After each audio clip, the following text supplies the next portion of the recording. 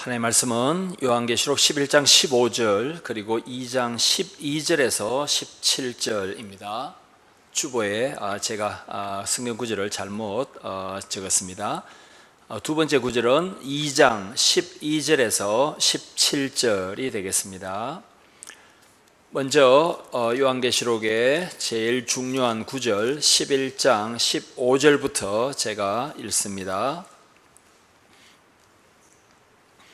일곱째 천사가 나팔을 불매 하늘에 큰 음성들이 나서 이르되 세상 나라가 우리 주와 그의 그리스도의 나라가 되어 그가 세세토록 왕노릇 하시리로다 하니. 아멘.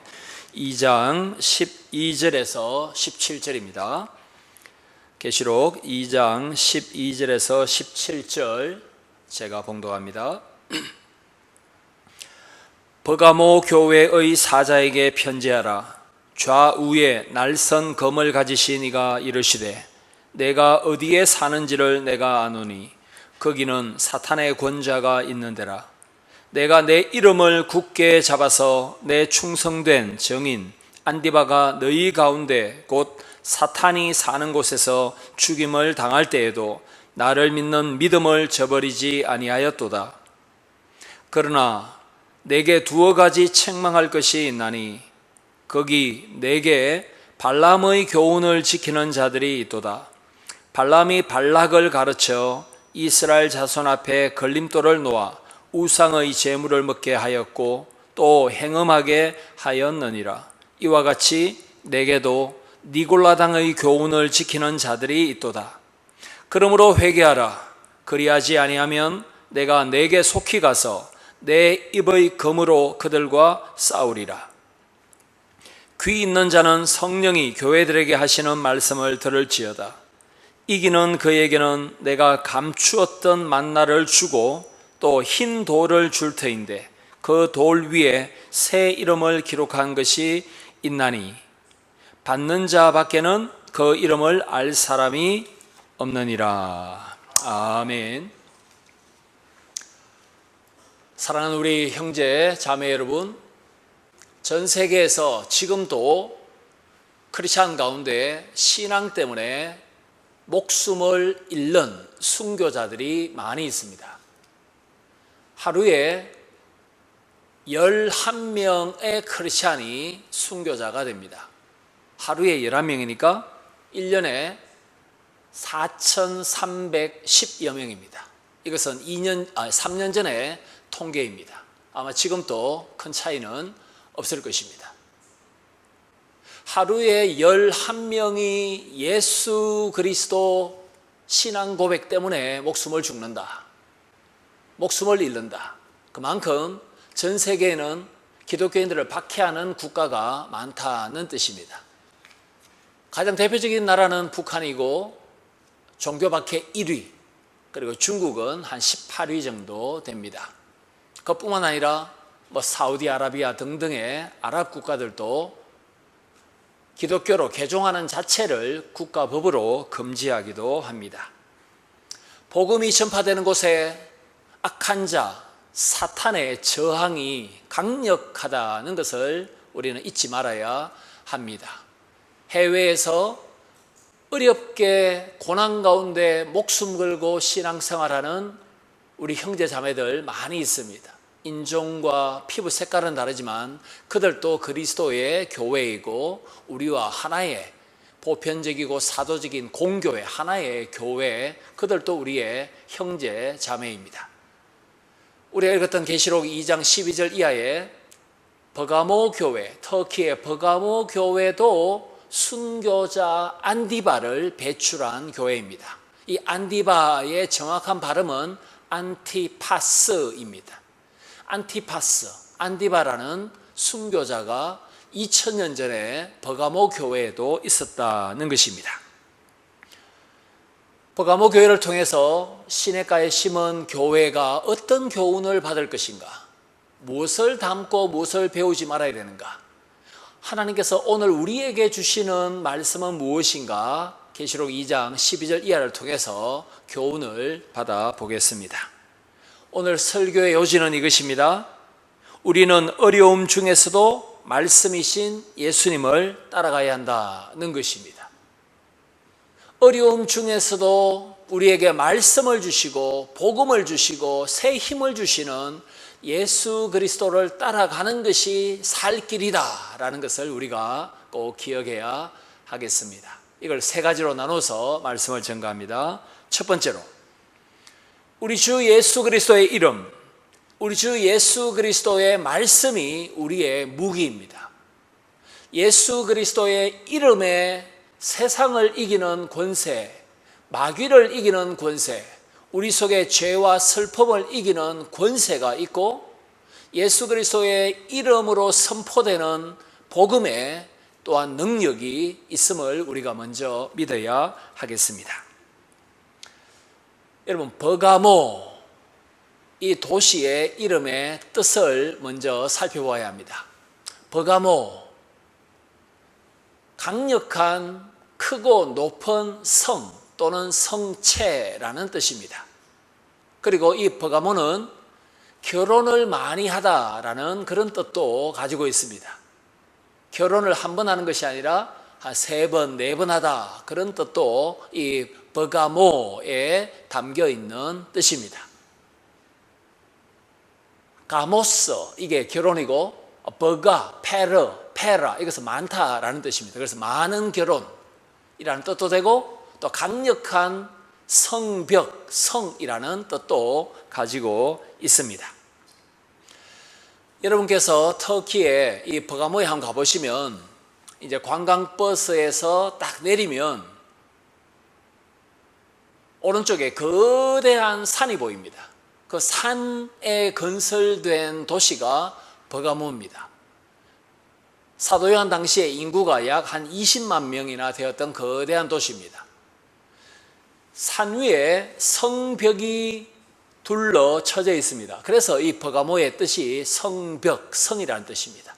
높은 산 위에 건설된 성도시, 그러니까 천혜의 요새이고 난공불락의 도시였습니다.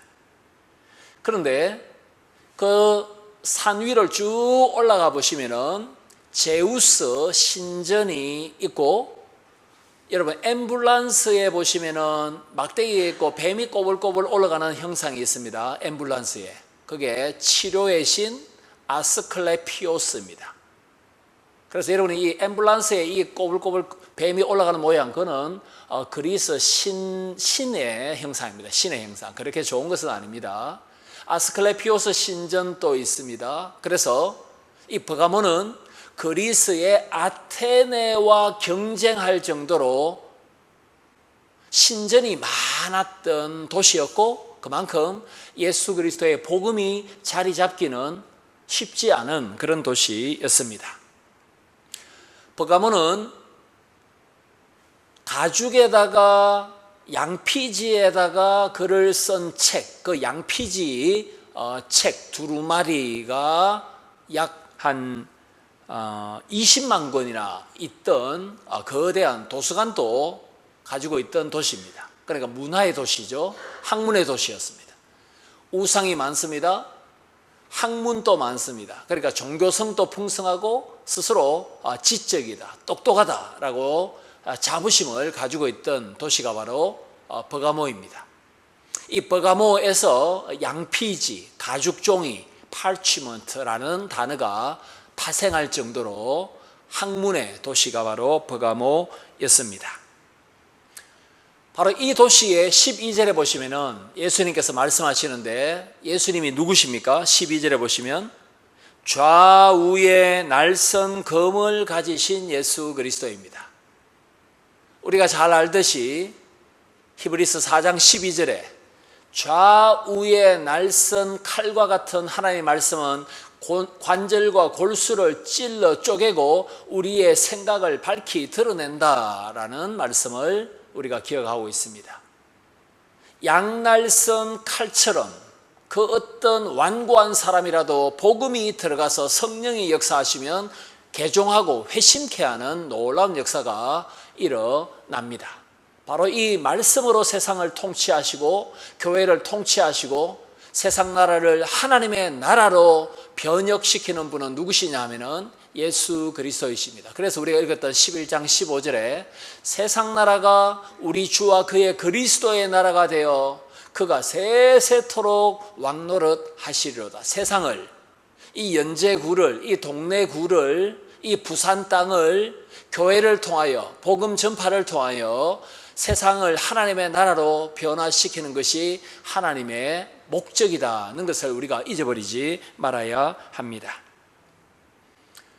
예수 그리스도는 좌우의 날선 칼과 같은 말씀으로 교회와 세상을 통치하고 계십니다. 그런데 사도 요한이 요한계시록을 기록할 당시에 칼을 휘둘러서 사람을 죽이고 생명을 좌지우지했던 사람은 누구냐면은 로마 황제였습니다. 네로 황제 같은 사람이 바로 칼의 힘을 믿고 무력을 가지고 세상을 통치하려고 했습니다. 그러나 진정한 통치자가 누구십니까? 예수님이십니다. 황제가 아니라 예수 그리스도께서 만왕의 왕으로서 복음을 통하여 세상을 통치하고 계시다는 것을 12절에서 설명하고 있습니다. 종교개혁가 칼빈이 뭐라고 말합니까? 설교단, 이 강대상은 하나님의 보좌다. 이 강대상이 하나님의 보좌다. 하나님은 이 말씀 선포를 통하여, 설교를 통하여, 말씀을 통하여, 복음 강서를 통하여 교회를 통치하시고 세상을 통치하신다. 그러므로 이 강대상은 하나님의 통치의 장소, 바로 말씀이 선포되는 하나님의 보좌다, 이 말을 한 바가 있습니다. 바로 12절 말씀에 딱 부합되는 말씀입니다. 사랑하는 성도 여러분, 13절에 보시면은 보좌에서 통치하시는 하나님을 흉내내고 패러디하는 악한 자가 있습니다. 13절에 보시면 누구입니까? 사탄입니다. 사탄이 보좌, 권좌에 앉아서 세상을 통치하려고 합니다. 누구에게 도전장을 내미는 것입니까? 예수 그리스도에게 도전하는 사탄입니다. 예수님이 보좌에 앉아서 세상을 통치하십니다. 만주의 주, 만왕의 왕은 예수님밖에 없습니다. 그런데 버가모에서는 사탄이 권좌에 앉아서 세상의 자칭 왕노릇을 하려고 합니다. 버가모 산 꼭대기에 뭐가 있습니까? 제우스 신전이 있습니다. 치료의 신 아스클레피오스 신전이 있습니다. 야훼 극장도 있습니다. 수많은 신전이 아테네와 경쟁할 만큼 버가모에 많이 있습니다. 그것들이 다 뭐냐면은 사탄의 보좌들입니다. 우상 숭배의 장소들입니다. 사탄 숭배 장소입니다. 황제를 신격화합니다. 그런 곳이 버가모에는 한두 군데가 아니었다는 것입니다. 실제로 버가모에 가보시면은 성벽에 있는 그 거대한 산 전체가 의자 모양으로 되어 있습니다. 의자 모양으로. 산 전체가 의자 모양으로 되어 있습니다. 왜 산이 의자 모양입니까? 산을 깎아서 신전도 만들고 산을 깎아서 야훼 극장도 만들었기 때문에 의자처럼 산이 보입니다. 우상과 혼합 종교가 충만했던 사탄이 다스리는 장소구나라는 것을 우리가 눈으로 산을 바라만 봐도 알 수가 있습니다. 바로 이 사탄이 다스리는 버가모에 예수님만 믿고 사는 것은 얼마나 큰 위험이요 생명을 걸어야만 하는 모험이었겠습니까? 그래서 13절 중반절에 보십시오. 예수님의 이름을 굳세게 붙잡아서 예수 그리스도를 정언했던 충성된 일꾼이 있었는데 바로 안디바입니다. 여러분, 안디바의 정확한 발음이 안티파스라고 했습니다. 이것도 합성어입니다. 안티 이 말은 반대하다 이 말입니다. 안티 세력, 안티. 파스는 모든 것 이 말입니다. 그러니까 모든 것을 반대하는 사람이 안디바입니다. 제우스 신전도 반대하고 아스클레피오스 신도 반대합니다. 치유는 하나님이 주시는 것이지 뱀이 주는 것이 아니다. 제우스가 최고의 신이 아니다. 하나님이시다. 하나님만 섬겨야 된다. 하나님을 섬기는데 장애물은 내가 무엇이든지 반대한다. 이것이 안티파스, 안디바의 이름의 뜻입니다.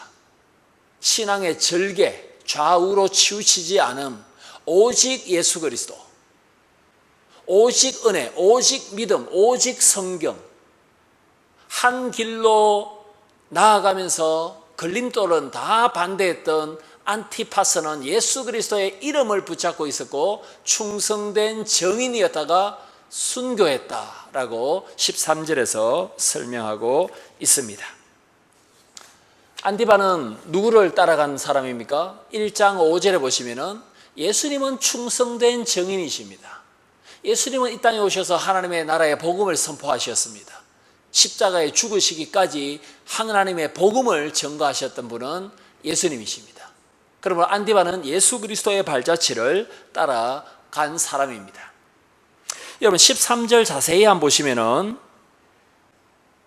사탄이 사는 곳에서 안디바가 어떻게 됩니까? 죽임을 당할 때에도, 여러분 죽임을 당하다, 순교했다 이 말인데 이게 수동태 동사죠.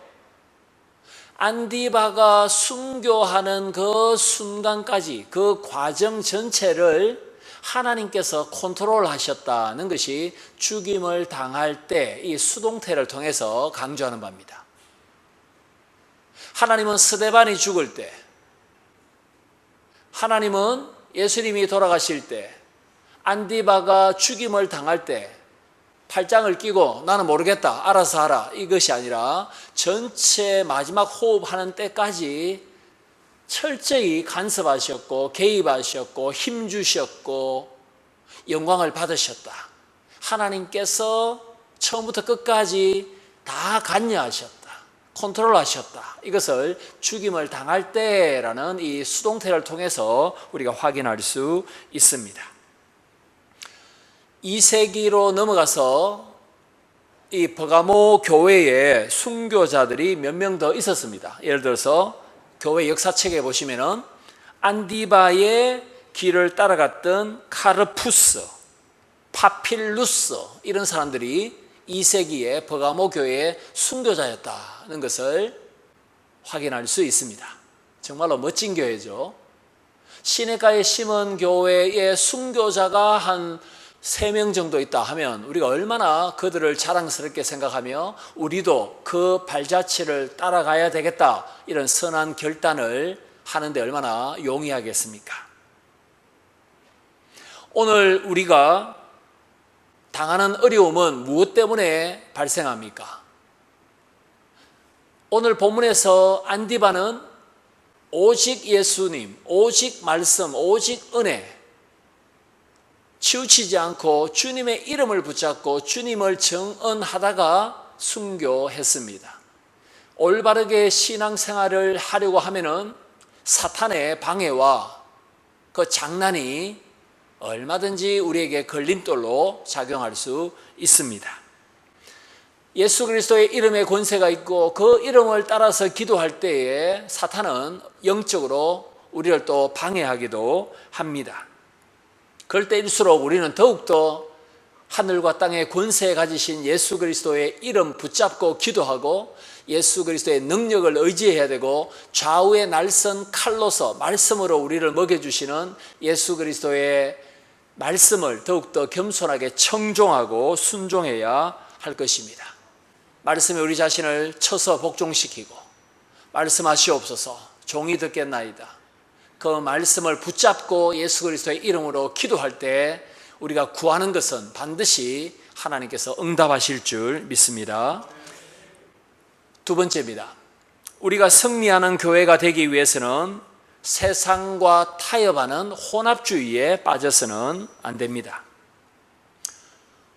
우리는 오늘 뭘 기억해야 됩니까? 예수 그리스도의 이름, 예수 그리스도의 말씀, 우리가 믿음을 지킬 때 승리할 수 있다는 것입니다. 두 번째 방법이 무엇입니까? 세상과 타협하는 것, 혼합주의, 종교 혼합주의, 다원주의에 빠지지 않는 것이 중요합니다. 순교자를 배출했던 서문화 교회, 그런데 지상의 교회가 다 불완전합니다. 우리도 불완전합니다. 스무나 교회, 에베소, 스무나, 버가모, 두아디라, 스무나 교회와 빌라델비아 교회는 칭찬만 들었죠. 그런데 이 버가모 교회는 칭찬도 들었고 책망도 이어서 듣게 됩니다. 14절 보겠습니다. 그러나 내게 두어 가지 책망할 것이 있나니 발람의 교훈을 지키는 자들이 있다. 우상 제물을 먹고 행음하는 사람들이 있다. 15절에 보십시오. 이 사람들을 한마디로 뭐라고 하냐면 니골라당이다. 이단, 니골라당이다. 왜 이단이 교회 안에 들어와 있느냐? 진리의 기둥과 터인 교회에 왜 이단이 들어와 있느냐? 왜 이단을 쫓아내지 않느냐? 왜 신천지, 안상홍 정인의 여호와의 정인 등등 구원파 이런 사람들을 왜 용납하느냐? 이렇게 주님께서 책망하시는 것입니다. 여러분 민수기 25장에 보시면은 이스라엘 백성이 광야를 지날 때에 거의 이제 광야 생활 40년 다 차갈 무렵이었습니다. 이때 발락 왕이, 이방 왕이 발람 거짓 선지자에게 그에게 돈을 약속하면서 이스라엘 백성을 저주하라 이렇게 사주합니다. 이때 발람은 한 3번 정도 나는 하나님의 말씀만 선포해야 되는 사람이지 돈을 받고 엉뚱한 것을 나는 예언할 수 없다라고 발락의 제안을 거절합니다. 그러나 결국은 발락 편에 서서 발람이 거짓 선지자가 됩니다. 그래서 말하지 못하는 나귀에게 책망을 받기도 한 선지자가 발람이지 않습니까? 결국은 모세가 이 발람 거짓 선지자를 칼로 죽입니다. 뇌물로 엉뚱한 예언을 했던 발람은 비참하게 최후를 맞이하는 장면이 민수기 25장과 31장에서 확인할 수 있습니다. 그래서 민수기 25장에서 발람 선지자의 거짓 예언에 빠졌던 이스라엘 백성이 요단강을 이제 건너면 가나안 땅에 들어가는데 가나안 땅 들어가기 직전에 모압 평지에서 모압 여자들과 음행을 하고 모압 신을 숭배합니다. 바알보올 신을 숭배합니다. 그래서 우상 숭배에도 빠졌고 그 모압 여자들과 음란을 행하는 모습을 볼 수 있습니다. 이때 하나님께서 이스라엘 백성 많은 사람들을 심판하셔서 또 죽이십니다. 왜 구약의 발람, 발락 이런 사람을 언급하면서 니골라당을 설명하겠습니까?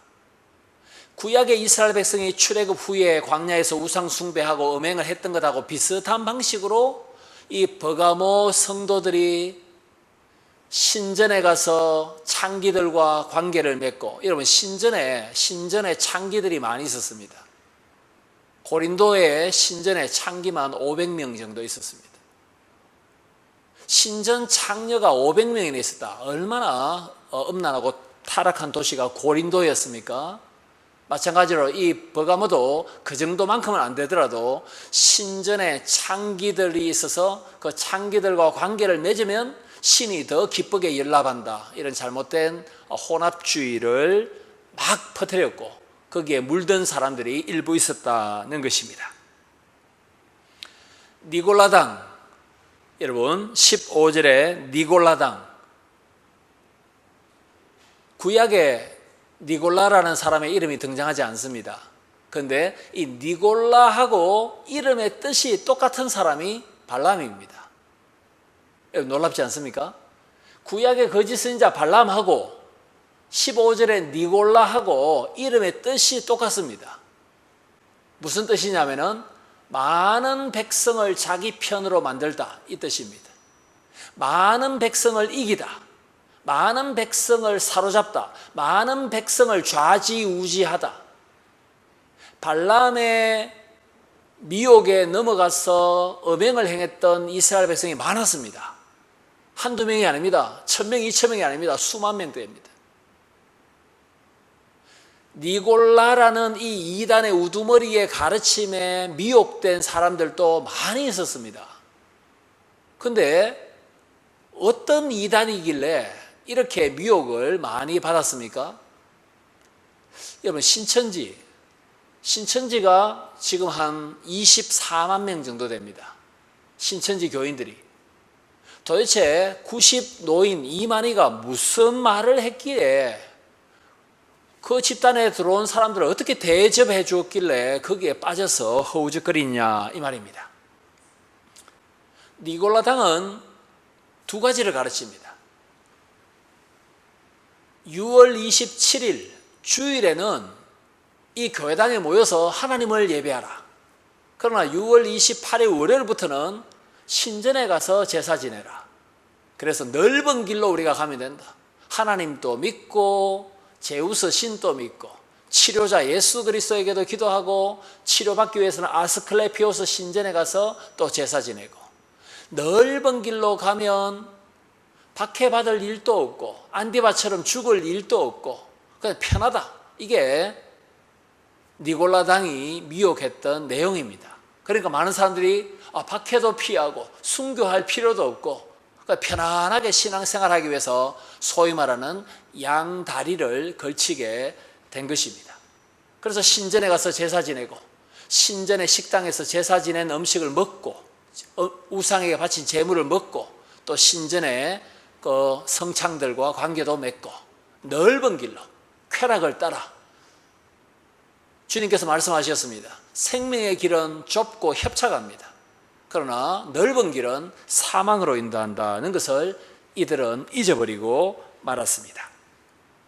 사랑하는 성도 여러분, 16절에 보시면은 이 우상숭배에 빠진 자들, 니골라당에 미혹된 사람들을 향하여 주님께서 뭐라고 말씀하십니까? 회개하라. 회개하지 않으면 내가 그 악인에게 가서 내 입에서 나오는 칼로 치리라, 심판하리라 라고 주님께서 엄히 경고하십니다.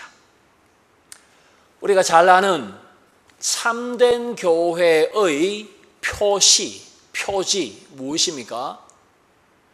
무엇이 참교회와 거짓교회 이단을 구분합니까? 말씀의 바른 선포, 예수 그리스도의 입에서 좌우에 날선 칼이 말씀이 나왔죠. 그리고 이 이단에 빠진 자들은 어떻게 됩니까? 권징을 해야 됩니다.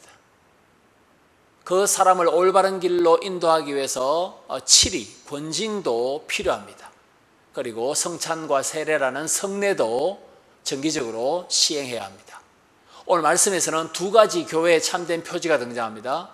예수 그리스도의 입에서 나오는 복음이 제대로 선포되어야 되고, 또 우상 숭배와 혼합주의와 이단에 빠진 자들은 권징하여 그들이 회개하고 참길로 돌아오도록 회복적 정의를 시행해야 된다. 이 두 가지를 교훈하고 있습니다. 요즘 저와 여러분을 미혹하는 니골라당은 누구이며 무엇입니까? 우리에게 발람의 유혹은 무엇입니까? 우리에게 좀 넓은 길로 혼합주의로 빠지도록 유혹하는 것은 무엇입니까? 무엇이 예수 그리스도에게만 집중하지 못하도록, 솔루스 크리스투스, 오직 예수 그리스도에게만 집중하지 못하도록 우리의 관심을, 우리의 마음을 빼앗는 것이 무엇입니까? 무엇이 총천연 칼라색으로 화려하게 보암직도 하고 먹음직도 하고 만질만한 그런 유혹이 우리에게는 무엇입니까? 혼합주의에 빠지지 않고 오직 예수 그리스도에게 집중하고 마음과 뜻과 목숨을 다하여 주님께 집중할 때에 우리는 이기는 교회, 참교회로서 우뚝 설 수 있는데, 우리를 유혹하는 것이 총천연 칼라색으로 우리 주변에 도처에 널려 있습니다. 그런 것들을 우리가 가지치기 하듯이 자르지 않는다면 거기에 빠져서 니골라당의 유혹에 빠졌던 버가모 교인처럼 주님의 준엄한 심판을 받게 될 것입니다. 끊어버려야 될 것은 끊어버리라, 회개하라, 주님께서 우리에게도 말씀하고 계십니다. 마지막 세 번째입니다. 말씀, 믿음, 예수 그리스도의 이름 의지하는 자, 혼합주의에 빠지지 않는 자, 그 사람은 이기는 교회, 또 승리하는 교회의 성도입니다. 마지막 세 번째입니다. 우리가 이기는 자로 살려면 시냇가에 심은 교회가 승리하는 교회, 주님의 영광을 높이 드러내는 교회가 되려면 생명의 양식인 예수 그리스도와 날마다 교제해야 합니다.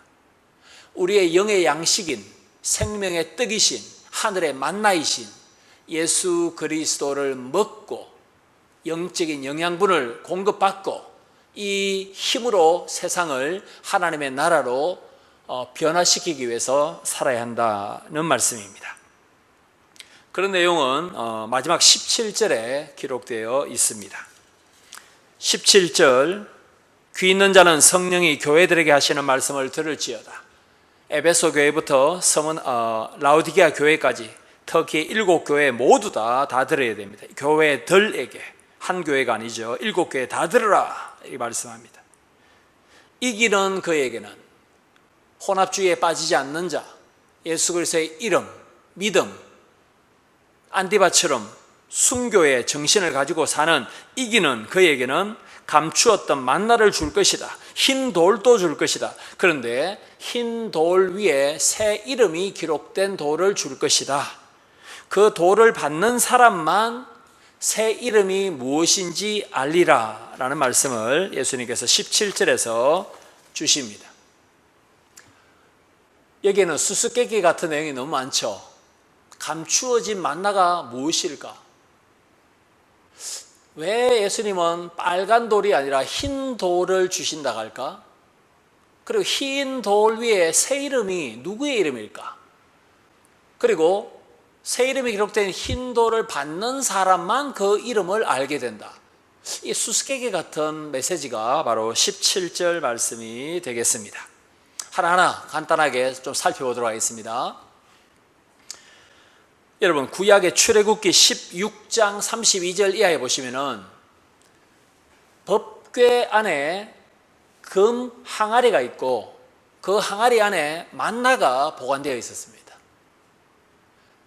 거짓 선지자 발람 때 이스라엘 백성은 여전히 광야에서 만나를 먹고 있었습니다.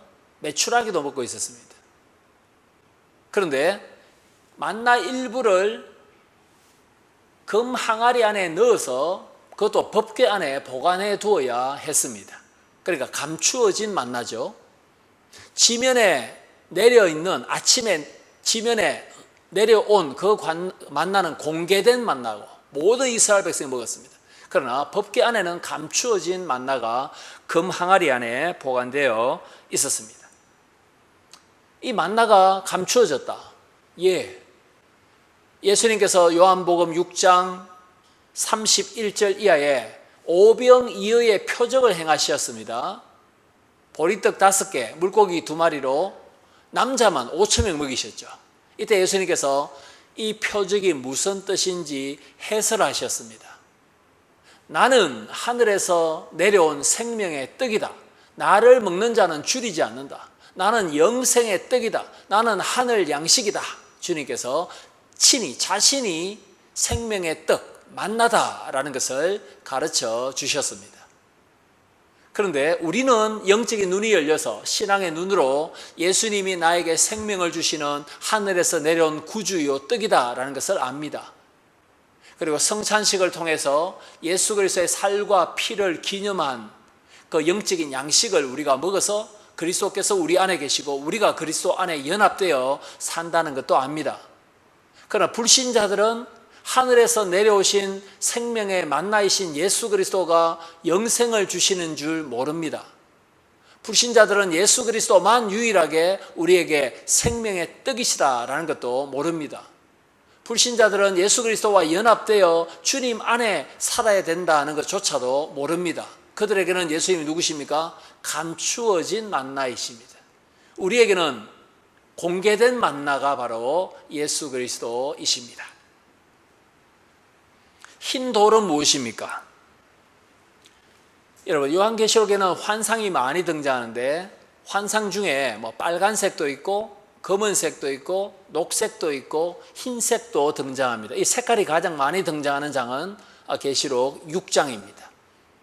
그런데 이 계시록 6장에 색깔이 많이 등장하는데 갑자기 계시록에만 등장하는 색깔이 아니라 구약의 스가랴 6장에도 흰색, 뭐 빨간색, 검은색, 녹색 이런 색깔이 이미 등장한 바가 있습니다. 오늘 여기 흰 옷을 입고 오신 우리 성도들이 좀 계신데, 흰 색깔은 여러분 3장 5절에 보시면은 이기는 자에게는 흰 두루마기, 흰 옷을 줄 것이다. 승리를 상징하는 것이 흰색입니다. 계시록에서는 흰색은 승리의 색깔입니다. 그러면 흰 돌은 승리의 돌, 승리는 누가 하셨습니까? 예수님이 하셨습니다. 예수님은 교회의 머릿돌이시고 예수님은 모퉁이 돌도 됩니다. 건축자들이 버려버렸던 돌이 모퉁이 돌이 되어서 이방인 성도와 유대인 성도를 연결하는 코너스톤, 모퉁이 돌이 되셨다. 예수 그리스도 안에는 유대인이든지 이방인이든지 모두 다 신앙의 가족, 교회를 이룬다. 예수 그리스도 안에는 남자나 여자나 자유자나 종이나 헬라인이나 유대인이나 아무 차별이 없다. 예수 그리스도는 흑백, 황인종 모두 다 연결하는 모퉁이 돌이시다.